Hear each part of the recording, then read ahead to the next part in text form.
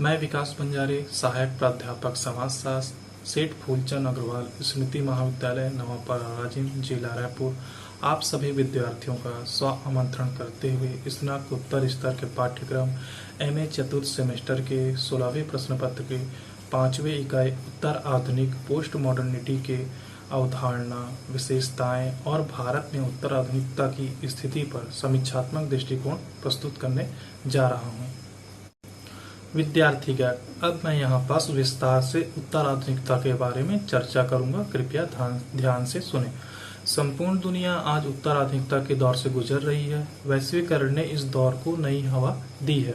जिस गति से उत्तर आधुनिक समाज उभर रहा है, उसी गति से सांस्कृतिक बहुलतावाद भी अपनी पहचान बनाने के लिए तीव्र गति से आंदोलन का रूप ले रहा है। उत्तर आधुनिक समाज स्थानीय समाज के विपरीत है। वह इसे डकार जाना चाहती है। स्थानीय समाज है जो प्राण प्रण से अपनी पहचान बनाए रखना चाहता है। इसके लिए यह लड़ाई जीवन मरण की लड़ाई है। ऐसी अवस्था में उत्तर आधुनिकता की प्रासंगिकता का प्रश्न हमारे देश में बहस का मुद्दा है। कुछ विश्लेषकों की धारणा है कि भारतीय समाज दो राह पर खड़ा है, वह आधुनिक भी है और उत्तर आधुनिक भी। कुछ और विचारक सोचते हैं कि अभी आधुनिकता इस देश में अधूरी है और उत्तर आधुनिकता के आने में अभी थोड़ा और समय लगेगा। इस बहस के होते हुए भी एक बात निश्चित है, यह कतई संभव नहीं है कि किसी सुखद सुबह हमें यह सूचना मिले कि भारतीय समाज आज से उत्तर आधुनिक हो गया है।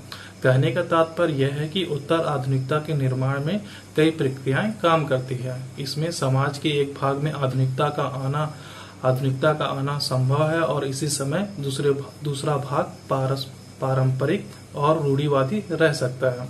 उत्तर आधुनिकता कभी भी एक बारगी नहीं आती है, टुकड़ों में आती है। उत्तर आधुनिकता के बारे में एक और तथ्य के सिलसिले में हम निश्चिंत है। वह तथ्य यह है कि समाज विज्ञानों में उत्तर आधुनिकता का प्रवेश अभी नहीं हुआ है। समाजशास्त्र से तो उत्तर आधुनिकता अभी कोसों दूर है। कहने का मतलब यह है कि समाजशास्त्र में उत्तर आधुनिकता पर अभी उतने विचारक पैदा नहीं हुए जितने कि पारंपरिक विचारों पर। यहाँ हाल के वर्षों में ना तो कोई बोड्रियाल हुआ है और न ही कोई लियोटार्ड, न ही किसी डेनियल उत्तर उद्योगवाद की चर्चा की है। अभी आधुनिकता के क्षेत्र में ही समाजशास्त्र का प्रवेश 2-2.5 पुस्तकों के माध्यम से ही हुआ है। हमें जाति बिरादरी और गांव चौपाल से ही फुर्सत नहीं मिली है। यह बात दूसरी है कि भारतीय समाज के कई अन्य क्षेत्रों में उत्तर आधुनिकता का समर्थन किया जा रहा है और उसी बुलंदी में विरोध भी। विरोध का एक दृष्टांत सुधीर पचौरी हैं। वे कहते हैं कि उत्तर आधुनिकता ने हमें जकड़ लिया है, हमारी सोच को कुंद कर दिया है। उनके शब्दों में, हमारे अनुभव उत्तर आधुनिक बन रहे हैं। हमारी बहसों में अचेत रूप से हमारे बदलते हुए जगत के चित्र आने लगे हैं। आधुनिकता एक ऐतिहासिक मूल्य, बोध और वातावरण के रूप में विज्ञान, योजना, सेकुलरिज्म और प्रगति केंद्र जैसे विशेषणों को अर्थ देती रही है। उत्तर आधुनिकता इनके सीमांतों का नाम है। इसलिए विज्ञान के मुकाबले अनुभव की वापसी, योजना की जगह बाजार की वापसी, सेकुलरिज्म की जगह धार्मिक पहचानवादी, स्त्रीवादी उपकेंद्रों की वापसी और मनुष्य केंद्रित प्रगति की जगह प्रगति केंद्रित विकास के बीच लगातार बहस जारी है। भारतीय समाज में ऐसे विचारकों का तबका भी है जो उत्तर आधुनिकतावादी लेखकों जैसे बोड्रियाल की तर्ज पर यहाँ के स्थापित महान वृत्तांतों का डटकर विरोध करते हैं। ऐसे विचारक उत्तर आधुनिकता की अगुवाई करते हैं। हिंदी पाक्षिक पत्रिका हंस जनवरी 2002 के संपादक वैसे तो आतंकवाद पर अपनी टिप्पणी जड़ते हैं, पर अपने इस प्रयास में किसी भी उत्तर आधुनिकतावादी विचारक की तरह महान वृत्तांत की आलोचना परंपरा से हटकर करते हैं। हंस के संपादक का गुस्सा आधुनिकता पर भी है। उनका तर्क है कि जिस आधुनिकता को हम 20वीं सदी में इस देश में लेकर आए, वह आधुनिकता आज पिछड़े वर्गों को उपेक्षा की दृष्टि से देख रही है। अगर आधुनिकता इन वर्गों के दुख दर्द के प्रति ऐसी ही बेखबर रही, तब इसका विकल्प उत्तर आधुनिकता ही है। वे लिखते हैं कि 19वीं सदी में जिस तरह पश्चिम से राष्ट्रीयता की अवधारणा को लेकर हमने अपनी राष्ट्रीयता गढ़ी, उसी तरह 20वीं शताब्दी में लोकतंत्र और तलघरों में घुटते हुए लोगों ने पहली बार समानता और स्वतंत्रता की रोशनी देखी। आज उनकी आवाजों को अनसुना करना असंभव हो गया है। इन्हीं आवाजों में आज सबसे ऊंची आवाजें दलितों और स्त्रियों की है। सही अर्थों में वे ही समाज के सर्वहारा हैं। जो कुछ समाज में हो रहा है उससे साहित्य या विचार और रचना का बचे रहना संभव कैसे हो सकता है। यह सारी दुनिया का जो केंद्रीय विमर्श है वह हमारे यहाँ कब तक रहता है। स्पष्ट है उत्तर आधुनिकता जो विकसित देशों का आज मुहावरा है, भारत के गरीबों गुबरों का एकमात्र विकल्प है। योगेंद्र सिंह ने आधुनिकता पर तो डट कर लिखा है, पर उन्हें भी ऐसा लगता है कि यदि आधुनिकता वर्तमान समाज की आशाओं पर उपेक्षाओं को अनदेखा करेगी तो उत्तर आधुनिकता ही लोगों का एकमात्र विकल्प रहेगी। उत्तर आधुनिकता से आशा बांधे हुए Yogendra Singh culture change in India 2000 में लिखते हैं, सांस्कृतिक आधुनिकीकरण के सिद्धांत की एक अंतर्निष्ठता धारणा सार्वभौमिक बुद्धि संगतता रही है, लेकिन इस धारणा का भवन तब गिरता दिखाई देने लगा जब तकनीकी तंत्र और औद्योगिक विकास के परिणाम स्वरूप पर्यावरण का ध्वंस होने लगना, परिवार के मूल्य गिरने लगे, छद्म रूप में शोषण की धार तेज हो गई, व्यक्तियों में अलगाव की भावना आने लगी। सामाजिक संरचना के साथ इस मोह भंग ने उत्तर आधुनिकता की बहस को जन्म दिया। अब संस्कृति के अध्ययन में उत्तर आधुनिकता के पैराडियम पर लोग विचार करने लगे। योगेंद्र सिंह सामाजिक परिवर्तन के विश्लेषण में संस्कृति की भूमिका को महत्वपूर्ण स्थान देते हैं, पर वे बार बार कहते हैं कि लोगों का इस संस्कृति से मोह भंग हो गया है। शायद यह मोह भंग उन्हें उत्तर आधुनिक की ओर मोड़ देवे। योगेंद्र सिंह के अनुसार उत्तर आधुनिकता बुद्धि संगतता जैसी किसी धारणा को संस्कृति के अंतर्निष्ठता का आधार नहीं मानते। सही अर्थों में उत्तर आधुनिकता व्यवस्था की अवधारणा को स्वीकार नहीं करती, इसका विश्वास विखंडन में है। योगेंद्र सिंह का मानना है कि अब समय आ गया है जब हमें संस्कृति का अध्ययन उत्तर आधुनिकता के संदर्भ में करना चाहिए। यद्यपि योगेंद्र सिंह उत्तर आधुनिकता की किसी व्यवस्था को तो प्रस्तुत नहीं करते, लेकिन वे भारत में इस अवधारणा के महत्व को भी अस्वीकार नहीं करते। प्रिय विद्यार्थियों, अभी तक मैंने भारत के संदर्भ में उत्तर आधुनिकता की चर्चा की है। अब मैं यूरोप और अमेरिका के संदर्भ में उत्तर आधुनिकता की चर्चा करूंगा। कृपया ध्यान से सुनिए। यूरोप अमेरिका में उत्तर आधुनिकता का प्रवेश कोई अधिक पुराना नहीं है। वास्तव में अर्नोल्ड टॉयनबी ने इस पद का प्रयोग सबसे पहली बार किया, और जब वो इस पद का प्रयोग कर रहे थे तो उस पद का संदर्भ ब्रिटेन से था। इसके बाद 1979 में लियोटार्ड ने अपनी पुस्तक द पोस्ट मॉडर्न कंडीशन में पहली बार इस अवधारणा का प्रयोग में लिया। उत्तर आधुनिकता की अवधारणा और इसके सिद्धांत की अस्पष्टता का कारण यह है कि विचारक किसी सर्वसम्मत अर्थ के लिए राजी नहीं है। जब अर्थ और परिभाषा के क्षेत्र में सहमति न हो तब ऐसी भ्रामक स्थिति बनना स्वाभाविक है। हमारे देश में ही उत्तर आधुनिकता की अवस्था देखिए। वैसे उत्तर आधुनिकता का बहुत बड़ा सरोकार कला, संस्कृति, पुरातत्व से है, पर शायद दूसरी अधिकतम घनिष्ठता साहित्य से है। अब मैं यहाँ पास उत्तर आधुनिकता के अर्थ और परिभाषा के संदर्भ में चर्चा करूंगा। उत्तर आधुनिकता की कोई सर्वसम्मत परिभाषा देना हाल की परिस्थितियों में बड़ा कठिन है, फिर भी एक ईमानदार कोशिश की जा सकती है। अगर हम उत्तर आधुनिकतावादी कतिपय गंभीर विचारकों की सूची बनाएं तो फिर घूम फिर कर हम 2-4 विचारकों तक सीमित हो जाएंगे। उनमें प्रमुख है लियोटार्ड, फूको, दरिदा, बोर्डियाल और जेमिन्सन। मुख्य उत्तर आधुनिकतावादी विचारक लगभग सर्वसम्मत रूप से माने जाते हैं। और फिर इससे आगे कुछ उत्तर आधुनिकतावादी महिलाएं भी हैं जो जेंडर के क्षेत्र में अपनी विशिष्ट पहचान रखती है। इन महिलाओं में नैन्सी फ्रेशर और लिंडा निकोलसन अग्रणी है। ये सभी विचारक उत्तर आधुनिकता को अपने अपने संदर्भ में देखते हैं, अपने अपने संदर्भ से इसकी व्याख्या करते हैं। विद्यार्थियों, लियोटार्ड अब उत्तर आधुनिकता को किस संदर्भ में देखते हैं उसकी चर्चा मैं यहाँ पास विस्तार पूर्वक कर रहा हूँ। ध्यान से सुनिए। जा लियोटार्ड उत्तर आधुनिकता के प्रमुख हस्ताक्षर हैं। उन्होंने ही उत्तर आधुनिकता के पद को गढ़ा। वे कहते हैं कि सन 1960 के प्रारंभ से ही उन्नत समाज पूंजीवादी व्यवस्था में रह रहे हैं। लियोटार्ड फ्रांस के हैं। उन्होंने स्थापित समाजशास्त्रियों तथा कथित सिद्धांतवेत्ताओं जैसे कि पार्सन्स, मर्टन, हेबरमास की खुलकर खिंचाई की है। उन्होंने दर्शन शास्त्रियों पर भी प्रहार किया। उनकी उत्तर आधुनिकता की परिभाषा यह है कि अधिक सरल शब्दों में उत्तर आधुनिकता की परिभाषा महान वृत्तांतों में अविश्वास करना है। हमें सकलता के खिलाफ युद्ध छेड़ देना चाहिए। इसकी अपेक्षा हमारी सक्रियता विशिष्टता के प्रति होनी चाहिए। वास्तव में उत्तर आधुनिकता केवल अधिक व्यक्तियों का औजार ही नहीं है, इसका लक्ष्य विशिष्टता के प्रति हमें संवेदनशील करना है और वे वस्तुएं जो हमें अनुपयुक्त लगती है उन्हें उदारता के साथ स्वीकार करने की योग्यता पैदा करना है।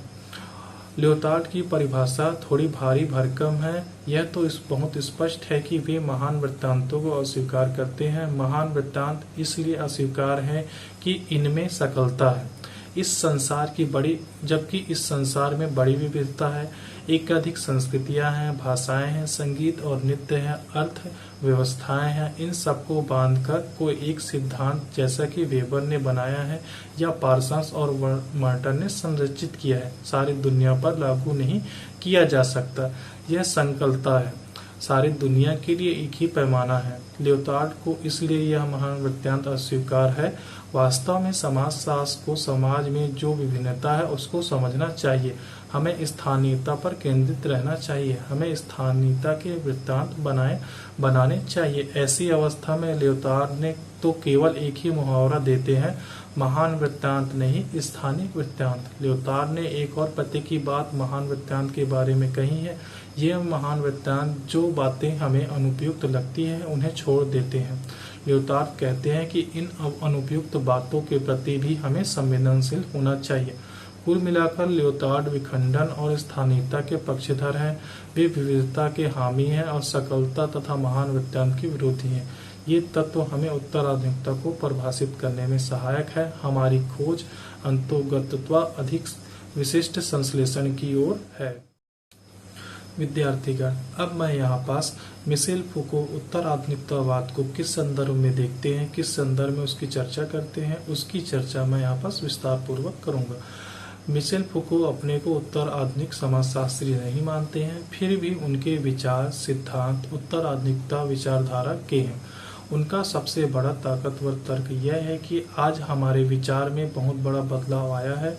विगत वर्षों में जो कुछ और जैसा कुछ हम सोचते थे, आज वह सब कुछ बदल गया है। उदाहरण के लिए मध्य युग में हमारे यह सोच था कि पागलपन कोई अर्थ नहीं रखता, यह हानि रहित था, इससे समाज को कोई नुकसान नहीं था। लोग तो यहाँ तक समझते थे कि पागलों को दुनिया बोध या दुनिया के बारे में उनकी समझ बहुत सही नहीं थी। आधुनिक समाज में इस तरह की सोच ने पलट खाया। कहने का तात्पर्य है कि आधुनिक समाज ने पागलपन के बारे में जो पहले की जो धारणा थी उसको बदल दिया। अब पागलपन को चिकित्सक अलग दृष्टि से देखते हैं। उनके अनुसार इस बीमारी का इलाज होना चाहिए। इस तरह के सोच का आधार चिकित्सा शास्त्र से जुड़ी हुई तर्क शक्ति यानी डिस्कोर्स है। इस डिस्कोर्स का विकास डॉक्टर, एक्सपर्ट और विशिष्ट व्यक्ति करते हैं। फूको ने यह स्थापित किया है कि आज के समय में शक्ति उसके पास होती है जिसके पास डिस्कोर्स यानी तार्किक ज्ञान होता है। दूसरे शब्दों में यह सब उत्तर आधुनिकता है। फूको ने उत्तर आधुनिकता की परिभाषा इन शब्दों में की है, हमें ऐसी प्रक्रियाओं, विचारों और इच्छाओं में की प्रचुरता रखनी चाहिए, उनके सानिध्य में होना चाहिए जो स्वीकारात्मक, बहुल और समानता की अपेक्षा विभिन्न हों। ये क्रियाएं एकता की ओर न बढ़कर अस्थायित्व की ओर जानी चाहिए। फूको की उत्तर आधुनिकता की परिभाषा विकेंद्रित है और यह अंतर में विश्वास रखती है, अनेकता को अपना मुहावरा समझती है। विकेंद्रितता या विखंडता, असंगतता, बेतरतीब परिवर्तन इस विचारधारा के केंद्र है। इस संपूर्ण विचारधारा के साथ फूको का यह सिद्धांत भी जुड़ा हुआ है कि शक्ति और ज्ञान आपस में मिले हुए हैं। इस अर्थ में ज्ञान में उत्पादन शक्ति है। विद्यार्थीगण, अब मैं यहाँ पास उत्तर आधुनिकता के लक्षण पर विस्तार पूर्वक चर्चा करूंगा। उत्तर आधुनिकता की व्याख्या कई तरीके से की जाती है। इस अवधारणा की कोई सर्वसम्मत परिभाषा नहीं है। सभी के अपने संदर्भ हैं, सभी के समाज को देखने के अलग अलग तरीके हैं। यह भी सही है कि आज के समाज में आज के समाज में आधुनिकता के लक्षण है, और इसी लहजे में यह भी सही है कि आधुनिक समाज बड़ी तीव्र गति से बदल गया है। इस बदले हुए समाज पर आधुनिक समाज का पैमाना लागू नहीं होता। समाज को समझने की स्थिति बड़ी नाजुक दौर में है। शायद समझने के इस ऊहापोह में उत्तर आधुनिकता की अवधारणा में आज कोई कसाव नहीं आया। यह अवधारणा एकदम लचीली है, जैसे कोई रबड़ का तंबू है जिसे जिधर चाहो उधर खींचकर घुस जाओ और अपनी जगह बना लो। अवधारणा में कसाव की कमी भी समझ आती है। इसके उद्गम का इतिहास कोई बहुत पुराना नहीं है। व्यवस्थित रूप से इस धारणा पर काम कोई 1980 से प्रारंभ हुआ। डेविड हार्वे ने अपनी पुस्तक कंडीशन ऑफ पोस्ट मॉडर्निटी में उत्तर आधुनिकता के कतिपय मुद्दों को रखा जो उसके लक्षणों को स्पष्ट करती हैं। उसकी व्याख्या मैं यहाँ पर विस्तार पूर्वक करूंगा। पहला है उत्तर आधुनिकता की संस्कृति। कुल मिलाकर कैसे भी परिभाषा देवे, उत्तर आधुनिकता एक सांस्कृतिक पैराडियम यानी कि मॉडल है। यह संस्कृति सामाजिक, आर्थिक और राजनीतिक प्रक्रियाओं से जुड़ी हुई है। इसकी अभिव्यक्ति जीवन के विभिन्न शैलियों में अर्थात कला, साहित्य, दर्शन आदि में देखने को मिलती है। इस संस्कृति को सामाजिक आयोजन और आर्थिक परिवर्तन में देखा जा सकता है। इसकी उपस्थिति प्रत्यक्षवाद, उत्तर संरचनावाद और विखंडन में भी पाई जाती है। मुख्य रूप से उत्तर आधुनिकता एक सांस्कृतिक अवधारणा है। द्वितीय यहाँ पास है उत्तर आधुनिकता बहुआयामी है। उत्तर आधुनिकता की बहुत बड़ी विशेषता यह है कि यह विविधता को समानता और एकता में बांधती थी। उत्तर आधुनिकता में ऐसा कुछ नहीं है। यह एक ऐसी संस्कृति है जिसमें बहुलता है। इस संस्कृति में स्थानीय और विखंडन होता है। उदाहरण के लिए फूको कहते हैं कि शक्ति का कोई एक स्वरूप नहीं होता, इसमें बहुस्वरूप होते हैं। उत्तर आधुनिकता की शायद सबसे बड़ी विशेषता यह है कि यह महान वृत्तांतों को अस्वीकार करती है। ऐसा करने में यह मार्क्स, फ्रायड, प्रकार्यात्मक ज्ञानोदय और सकलता के सभी सिद्धांतों को ताक में रख देती है। दूसरी ओर इसकी खासियत यह है कि यह दूसरी दुनिया के लोगों पर या दूसरी संस्कृति पर ध्यान देती है। जब अब उत्तर आधुनिकता के केंद्र उपेक्षित महिला, अश्वेत लोग और हाशिए और तलघर में रहने वाला वर्ग माने जाते हैं। हमारे देश में जिन्हें इतिहासकारों का एक संप्रदाय सबअल्टर्न या पद दलित समुदाय कहता है, वह उत्तर आधुनिकता का केंद्रीय विषय है।